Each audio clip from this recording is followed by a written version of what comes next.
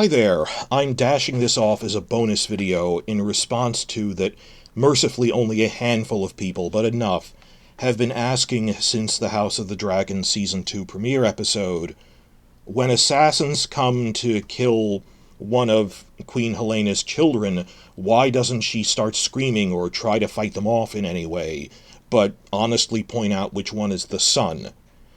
And that this led to all sorts of accusations and theories of, oh, she was trying to play multi-level chess with them, double bluff them like Princess Bride, of, oh no, they're both poisoned, I'll tell them the true one, they'll think I'm lying. Or, oh, Helena's an autistic robot, she doesn't have people feelings.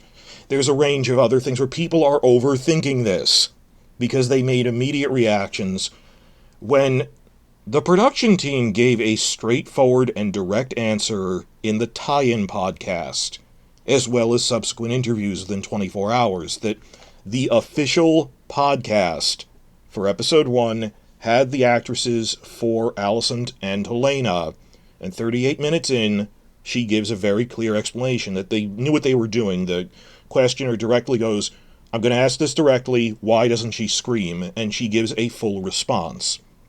And later, briefly, it only came out yesterday, Ryan Condal gave a podcast interview with fansite Westeros.org. He only touched on the screaming part briefly, but he reiterated what Saban said. That both of them said there's no higher level stuff going on, it's very straightforward. She doesn't scream or fight because they said do anything and we'll be able to kill everyone in the room before help can come. And she believes that. So she snaps into survival mode that I'm desperately trying not to anger them more so I might be able to at least save my daughter. And that she's thinking rationally about it.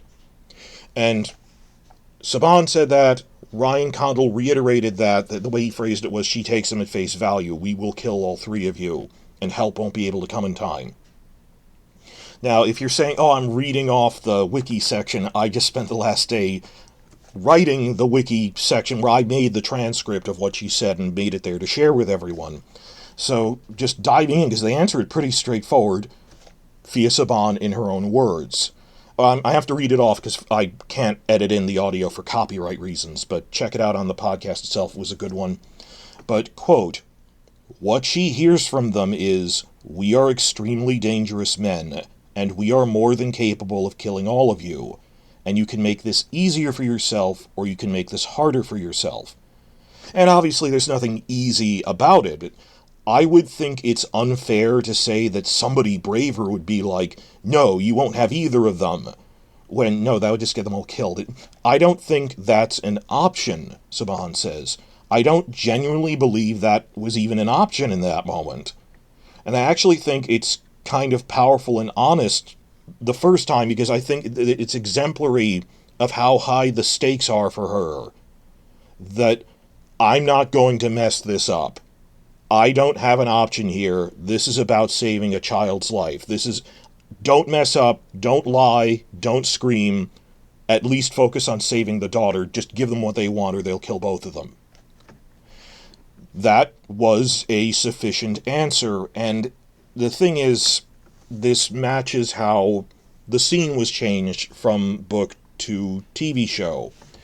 And it's people miss the book version. I'm going to split off a separate video on, okay, why did they change it from book to TV? That in the book, the assassins sadistically make her choose between her two sons. That she has the twin boy and girl and a younger son who isn't born yet in the TV show. That they make her choose which one to die, and then they kill the other one, just to be cruel.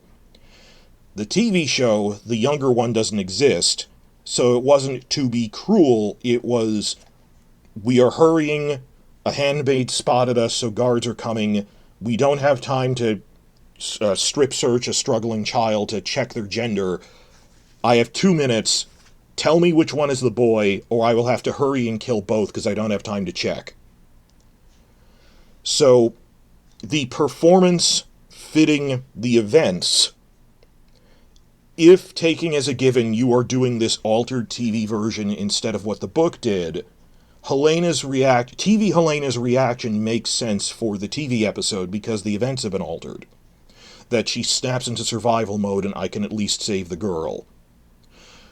Does it make more sense that book Helaena is screaming after that sadistic thing and they kill the other one anyway? Yes, but the events were altered in such a way that it wouldn't. So you see, a separate question of why would you change this, but this has led to accusations of Helaena doesn't have people feelings, Helaena is weird, or she was trying to outsmart them by guessing the wrong one. Just none of that. That from the showrunner, he gave multiple interviews, from the actress, and she'll probably have to keep explaining this to people to understand that people are overthinking it, it's really straightforward. Why didn't you scream? I mean, I don't want to get into this, but I watch a lot of police procedurals, like the Law and Order series. You guys have seen that, and tell me in the comments, how many times have you seen the accusation for an assault victim or kidnapping victim in one of these shows, and they have the audacity to ask them, why didn't you scream? And they go, because the guy had a knife in my face and said if I didn't take my pants down, he would slit my throat before help could come. And I thought, yeah, that is what's going to happen. That screaming would not solve anything. Or why didn't you try, some people going, why didn't Helaena try to fight them? You see the size of blood? The taller one, the gold cloak. That fighting would have achieved nothing. Screaming, they were capable of killing them before help arrived, because it's not like there's a Kingsguard right outside the door. That would have been different, but it's night, there aren't as many guards in that part of the thing. In the book version, they kill the guards. That's the equivalent of going, well, why didn't you scream when the person was assaulting you on Law and Order or something? But the thing this all stems from is, this isn't really that you're saying Helena's response made no sense. I have not seen TV-only people saying that, or not a lot. And this is not book fans versus TV fans. It split the book fandom as well, that me, a couple of other channels generally thought, okay, it's different, but it's internally consistent. I understand why they're doing this. That we're not going, oh, it doesn't fit that Helaena should be screaming in this context. While there is still hope to save her daughter, she wouldn't scream to anger them. I get that. And this is about, you wanted, the people built up in their minds, this is going to be the next Red Wedding, this is going to be this crazy sadistic choice, and then they mentally pictured this big, empty, histrionic screaming scene. And they compared it to, again, the Red Wedding. Oh, we're going to have this big thing like when Catelyn has this giant wail of despair right before she's killed, when she sees Robb die. Those are entirely different situations. In that situation, it was this wail of despair, not just that Robb was dead, but that everyone died. There was no hope of saving anyone. That this was a complete defeat. Everyone was lost. Versus Helaena mentally fixated on, I have to save my daughter, I have to get my daughter out of here. That the first thing she does is run to the daughter, scoop her up, and flee. Why would she be wasting time and energy just degenerating into hysterics? And people go, even as a writing decision, it made sense that she didn't scream in the TV version. And on top of that, even people criticizing the actress when first it's a writing decision. Second, there was a lot of subtle acting in there. And it wasn't just, oh, these performances, these faces, because it wasn't tight close-ups. It was wide shots. You still see her reacting, the gears turning in her head, and she does talk. I mean, she has dialogue with these home invaders, and even when it's happening, she goes, no, that it's really not comparable to these performances, these faces, things that Game of Thrones was showing off the actor faces. No, everything about this scene was well crafted.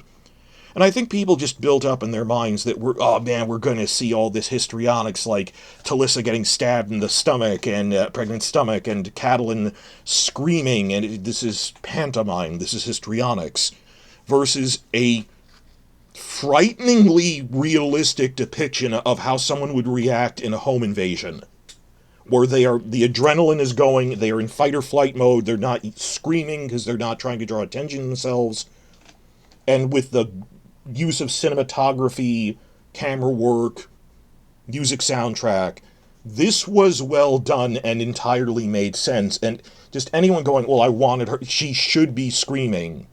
I understand you're arguing that you wanted the sadistic choice of the book version, but given that they took that out, purely focused on Helena's response of not screaming entirely makes sense.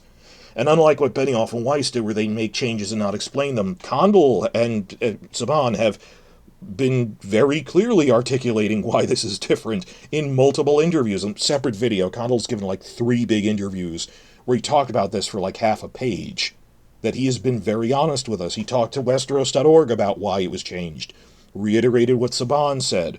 It's simple. She takes them at face value. They could kill all 3 well before help arrived. Screaming would do nothing. As Saban said, that is really not an option in this case. So it's just so many people wanted that other thing. And, before I go, this really draws parallels in my mind to something that came up in Game of Thrones. Very similar. Where instead of the faces or histrionics, one of the cast responded with acting. Natalie Dormer as Marjorie Tyrell in Season 5. There's the point when Cersei gets the Faith Militant to arrest her brother Loras. And the whole thing is that up to now, she has been in relative control, or like playing a chess game with the verbal fencing, that you see that she takes that her eyes are active, that she takes time to consider what she says before she says it. Every line is like a weapon because she's manipulating people, and she'll say something in that coy voice, either vaguely threatening or vaguely trying to butter them up. And they said she is genuinely rattled by this. This is not something she can easily solve for the first time. So the idea, she goes and rushes into her new husband Tommen, complaining they've arrested my brother, and when she realizes there's not much he can do about it, or she breaks character for the first time. The act breaks, and she doesn't act like, I'm verbally fencing by considering and saying things. She is stressed out from this. Well, as originally scripted, it would be her shouting, and not even playing the verbal fencing anymore, just shouting because she's afraid. That's how it's said, shouting because she's afraid. Back some 6 years ago, like the first year of my channel, I made a very bad video when I was going over the Blu-ray commentaries. I didn't know what I was doing.